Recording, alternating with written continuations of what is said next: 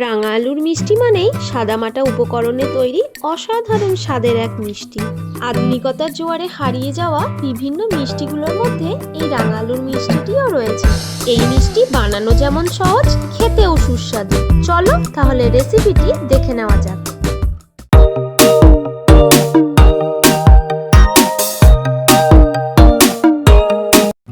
এখানে আমি প্রায় 400 গ্রাম মতো রাঙা আলু নিয়েছি। রাঙা আলুগুলো প্রথমে খোসাগুলোকে ভালোভাবে ছাড়িয়ে নেব। সেদ্ধ করার পরেও খোসাগুলো ছাড়িয়ে নেওয়া যায়, তবে আগে ছাড়িয়ে নেওয়াটাই আমার ভালো বলে মনে হয়।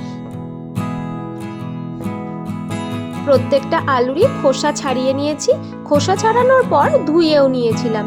এবার এগুলোকে প্রেসারে দিয়ে দিলাম। সেদ্ধ করার জন্য পরিমিত জল দিয়ে প্রেসারের ঢাকনাটা বন্ধ করে দিলাম। মিডিয়াম ফ্লেমে 2টো সিটি দিয়ে নিলেই আলুগুলো দেখো খুব সুন্দরভাবে সেদ্ধ হয়ে যাবে। সেদ্ধ হওয়ার পর কিছুক্ষণ ঠান্ডা হওয়ার জন্য রেখেছিলাম। ঠান্ডা হয়ে গেলে ভালোভাবে এটাকে মেখে নিতে হবে। এবার এই মিষ্টির বাইন্ডিংয়ের জন্য কিছু উপকরণ অ্যাড করব। তো এখানে প্রথমেই আমি 2 টেবিল চামচ সুজি দিয়ে দিলাম, 1 টেবিল চামচ ময়দা দিলাম, 2 টেবিল চামচ গুঁড়ো দুধ দিয়ে নিলাম, আর দিয়ে নিচ্ছি সামান্য একটু জাস্ট 1 পিঞ্চ মতো বেকিং সোডা। বেকিং সোডা দিলে মিষ্টিটা অনেক বেশি নরম হবে। এখানে আমি 4টে এলাচ নিয়েছি। এলাচের খোসাটা ছাড়িয়ে ভিতরের বীজগুলোকে বের করে নেব। তোমাদের কাছে যদি এলাচ গুঁড়ো থাকে তাহলে এখানে এলাচ গুঁড়োই বের করবে। আমি এই বীজটাকে বের করে এটাকে ভালোভাবে গুঁড়ো করে নিয়েছি। এখানে আমি অল্প পরিমাণ এলাচ গুঁড়ো অ্যাড করে দিলাম। এবার সমস্ত উপকরণগুলো লাল আলুর সাথে ভালোভাবে মিশিয়ে নিতে হবে, যাতে এর মধ্যে কোনো দলা পেকে না যায়। এবার এর মধ্যে আরও একটু গুঁড়ো দুধ আমি অ্যাড করলাম। আবারও ভালোভাবে মিশিয়ে নিলাম। এটা যে চ্যাট হচ্ছে, হাতে লেগে যাচ্ছে, সেটার জন্য কোনো চিন্তার দরকার নেই।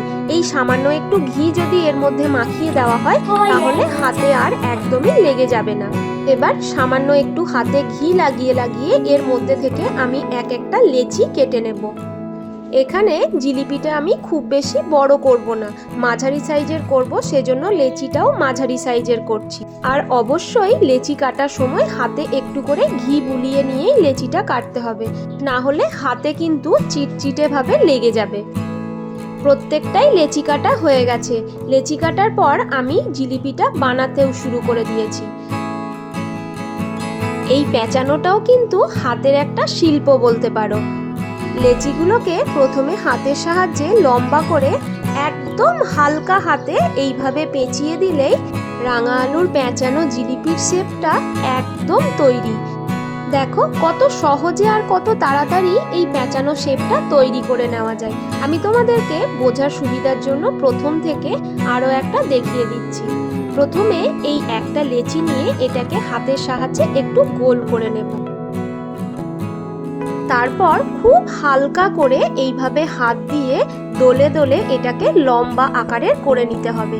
তারপর এইভাবে প্রথমে ঘুরিয়ে মুখটাকে একটু সিকিওর করে নিতে হবে যাতে খুলে না যায়। এরপর একদম হালকা করে এইভাবে ঘুরিয়ে নিয়ে শেষের মুখটাও ভালোভাবে চেপে দিতে হবে। ব্যাস, তাহলেই এই পেঁচানো শেপটা তৈরি হয়ে গেল। প্রত্যেকটা জিলিপির শেপই আমি রেডি করে নিয়েছি। ওদিকে আগে থেকে একটা ফ্রাইং প্যান বসিয়ে তাতে প্রায় 1 কাপ মতো সানফ্লাওয়ার অয়েল দিয়ে নিয়েছিলাম। প্রথমে তেলটা হাই ফ্লেমে গরম করে ফ্লেমটাকে লোতে করে জিলিপিগুলো তেলের মধ্যে দিয়ে দিতে হবে। আর লোতে রেখেই জিলিপিগুলোকে উল্টে পাল্টে সময় নিয়ে ভেজে নিতে হবে। হাই ফ্লেমে জিলিপিগুলো ভাজলে কিন্তু কালারটা খুবই বাজে হয়ে যাবে, কালো হয়ে যেতে পারে।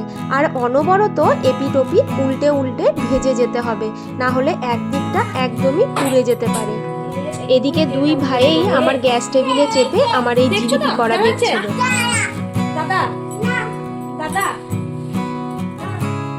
দেখো জিলিপিগুলো কি সুন্দর বাদামি বর্ণের হয়ে গেছে।